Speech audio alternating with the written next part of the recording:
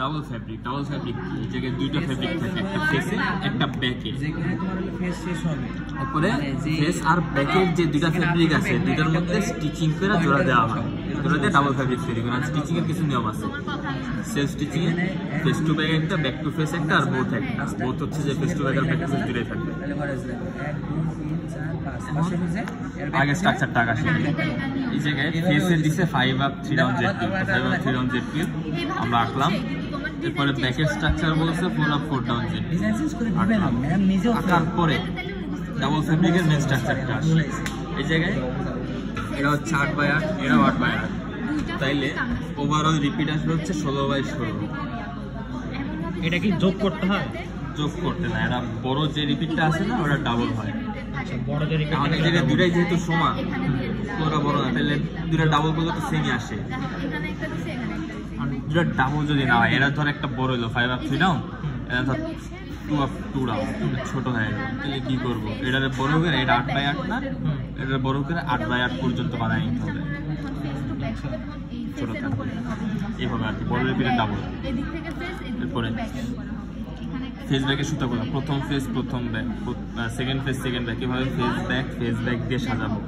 ওয়ার্পের দিকে ব্যাক, ওয়েফটের দিকেও সেম ভাবে ফেস ব্যাক দিয়ে সাজাবো। এবার ফেসের যে ইন্টারলেসমেন্টগুলি আছে ওইগুলি বোথ ফেস, যে জায়গায় ওয়ার্পও ফেস আবার ওয়েফটও ফেস, এই দেখ ওয়ার্প ফেস ওয়েফট ফেস, এই জায়গায় আমরা ইন্টারলেসমেন্টগুলি বসাবো।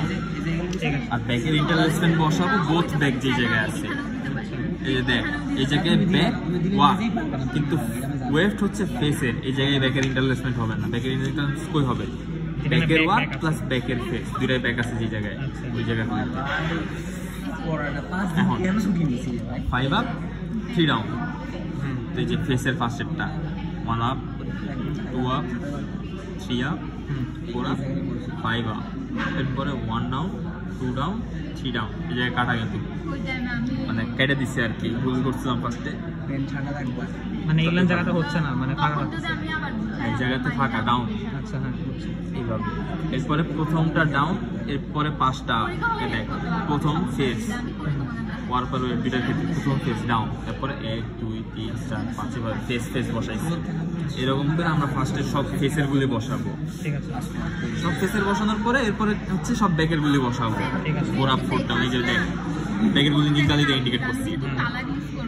ব্যাক দুই জায়গায় যেটা 1 আপ 2 আপ 3 আপ 4 আপ, আবার 1 ডাউন 2 ডাউন 3 ডাউন 4 ডাউন, এরকম করে হচ্ছে ব্যাকের যে স্ট্রাকচারগুলি আছে বসাইছি। বসানোর পরে এবার আসা হচ্ছে স্টিচিং দেওয়ার নিয়ম হচ্ছে অনেকগুলি আছে, ফেস টু ব্যাক আছে, ব্যাক টু ফেস আছে, সেন্টার স্টিচিং আছে, বোথ আছে। আমার ফেস টু ব্যাক কি, ফেস টু ব্যাকে আমার এক্সট্রা সুতা দেওয়া লাগতেছে না। এই ফেস টু ব্যাকের নিয়ম হচ্ছে face work over back wave, মানে ফেসের ওয়ার্ক আর ব্যাকের ওয়েভ যেই জায়গায় আছে ওই জায়গায় আমি একটা ইন্টারলেসমেন্ট দেবো। এই দেখাই, এই যে এটা ওয়ার্কের সুতা না, ফেস ওয়ার্ক, আর এটা ওয়েভটা সুতা না, ব্যাক ওয়েভ। এই জায়গায় যে আছে আমি লাল কালি দিয়ে বা কমলা কালি যেটা আছে এই জায়গায় ইন্ডিকেট করছি ফেস ওয়ার্ক ব্যাক ওয়েভ ইন্টারলেসমেন্ট দিচ্ছি। এখন এই জায়গায় স্টিচিং দেওয়ার একটা নিয়ম আছে। স্টিচিং আমরা যে কোনো জায়গায় দিতে পারি, এরকম ধরা বাঁধা নিয়ম নেই, কিন্তু একটা মেন নিয়ম হচ্ছে কাপড়টা ব্যালেন্স থাকতে হবে। মানে খালি এদিকে শব্দ দিলে তাহলে হবে না, এইভাবে দিয়ে দিলাম হলো না। এই জায়গায় অর্ধেক দিলাম, এই জায়গায় অর্ধেক দিলাম, এইভাবে, বা এই জায়গায় এক ঘর পর দিলাম আর এই জায়গায় এক ঘর পর দিলাম। স্টিচিং এর নিয়ম আছে এটাই, আর কোনো এরকম নিয়ম নাই। আর এরকম আমি আমার পয়েন্ট অনুযায়ী ফেস ওভার ব্যাক বুঝা দেওয়া দিলাম কোন জায়গায় স্টিচিং দেওয়া যায়। দেওয়ার পরে আরেকটা কাহিনী বাকি আছে, এবার হচ্ছে একটা মিউচুয়াল পয়েন্ট, যেটা নিয়ে আমি কনফিউশনে ছিলাম, ম্যামরে জিজ্ঞাসছিলাম, ম্যাম ওই আমার কোশ্চেনটা বুঝে নাই।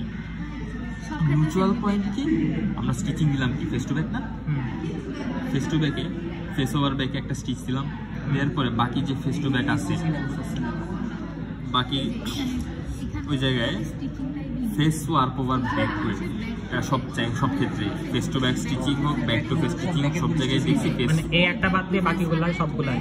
হ্যাঁ, এই face work back wave, face work back wave stitching বাদে বাকি ফেস ওয়ার্ক ব্যাক ওয়েভ। খালি জায়গায় না, এই জায়গায় আমি দেখাই না আর কি, ডিজাইনটা বেশি ক্লিয়ার রাখার জন্য এটাকে দেখাতেই হবে।